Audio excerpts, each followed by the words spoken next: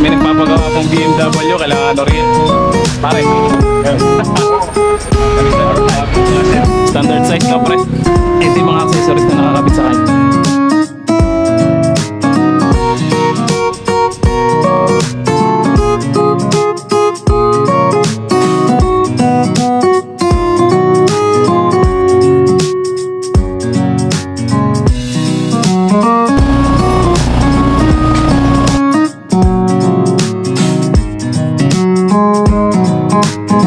Dito tayo ngayon sa VG Motor Shop at bubuin na natin yung motor natin. Sana mabuo pala. Ito, busy-busy ng klase ko. Yung tropa natin bubuo yan. Paring L'Oreal. Ito yung makina ng Gixxer natin. No? Kasama na lahat ng mga in-order nating parts yan. Mga genuine parts na original. Sana mabuo yung motor. Magamit tayo bukas. Pero kung hindi, okay lang. Yung talaga. Konsensyahin natin yung tao rito. So yun, bubuyin muna natin. Hintayin lang natin mayari itong BMW. Tapos simulan na nila yung pagbuo. Let's go! May nagpapagawa pong BMW, kailangan L'Oreal. Pare. Yan. L'Oreal, ito po yung mayari. Yes. Hi, hello! Yan.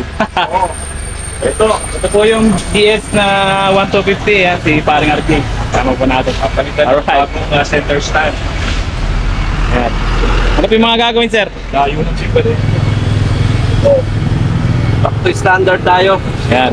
Standard. Papalitan yung double stand, no? Standard size, no, pre? Hindi natin papalitan. Hindi mag-endurance si sir.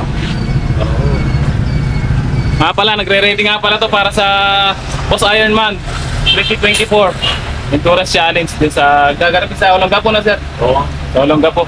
Olongapo sa Airport International. Oo. Yeah. Doon na first and finish. Take off. Ito yung mga accessories na nakakabit sa kanya.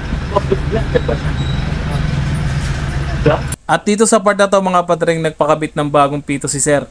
At i-install nila paring L'Oreal at RJ yung gulong. Ang gagawin kasi rito ng setup ni sir, ipapakabit lang din niya yung mga side pannier na ikakabit din yung mga side box dyan. Nagre-ready kasi si sir sa Boss Ironman 2024 na gaganapin sa Olongapo.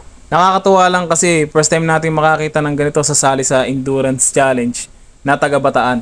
At napili ni sir na magpagawa dito sa VG Motor Shop. At nakakatuwa rin na may mga big bike na dumadayo rito para magpaayos, magpakabit ng mga accessories kay dito sa Kaklasiko.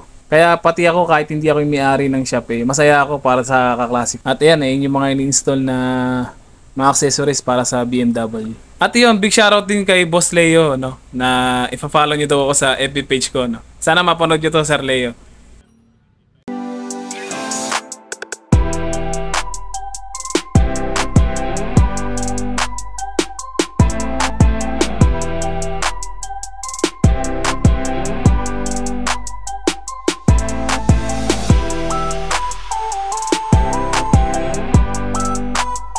At iyon, sinama ko na po si sir sa vlog natin, no, sa pagbuo ng makina ng motor ko.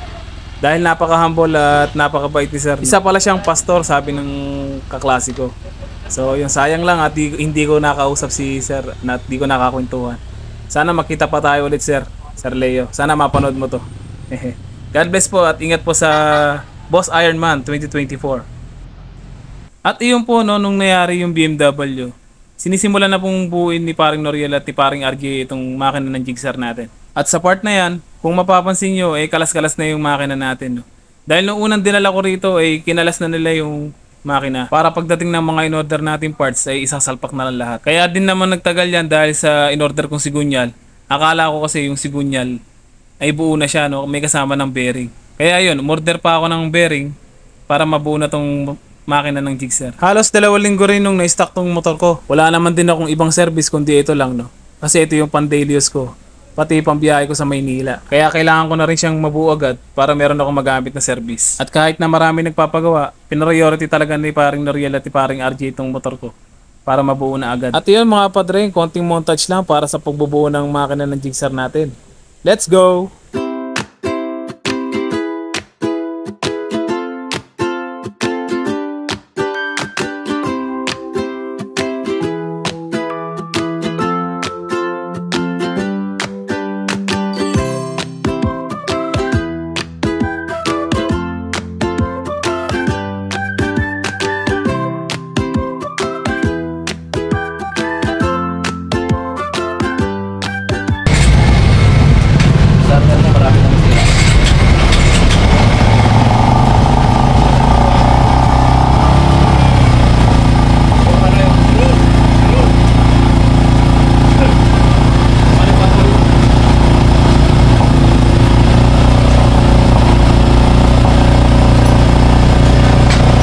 At sa wakas mga padreng, narinig ko na ulit ang ugong ng motor ko.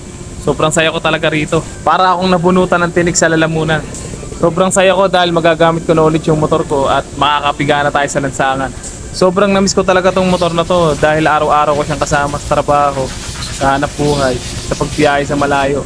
At iyon, maraming salamat kay paring Noriel at kay paring RK. Thank you so much sa lahat ng mga sumusuporta sa BG Motor Shop. At iyon po mga padreng, no, buo na po ang Gixxer 155 ko at ayan, nilinis ko na rin po siya dahil sobrang dumi na po niya. At iyan po, nagagamit ko na po siya pang daily use sa trabaho at ang tinakbo na po niya ay 517. Dahil 5 araw ko pa lang po siya nagagamit, eh naka break-in period pa rin po siya. No? Bali sinusunod ko lang po yung break-in period sa manual niya dati nung unang bili ko sa kanya. No? Dahil bago po ang ating cylinder block at sigunyal. Sa ngayon po, ang break-in ko po sa kanya ay 5,000 RPM po sa takbo na 60 kilometers. Ayan. Bali po, dahan-dahan lang po muna ako sa pagpapatakbo para hindi po mabigla kagad yung mga piyesang ikinabit sa loob. Tama-tama din sa pagpa-break-in ko dahil ginagamit ko na rin naman siya pang araw-araw. Eh na rin yung pinaka-break-in ko sa motor na to. At iyon, big shoutout sa BG Motor Shop, kila paring Noriel at kay paring RJ na bumuo ng motor ko. Ayan, maraming pong salamat sa inyo. Siguro sa mga susunod na araw, i-change oil ko na siya para yung susunod na maintenance ko, mga 1,500, tuloy-tuloy na po yun. Every 1,500 kilometers, change oil na po ulit ako. Palit po filter para po mas maalagaan ko yung makina at mas lalong tumagal pa yung motor ko. No?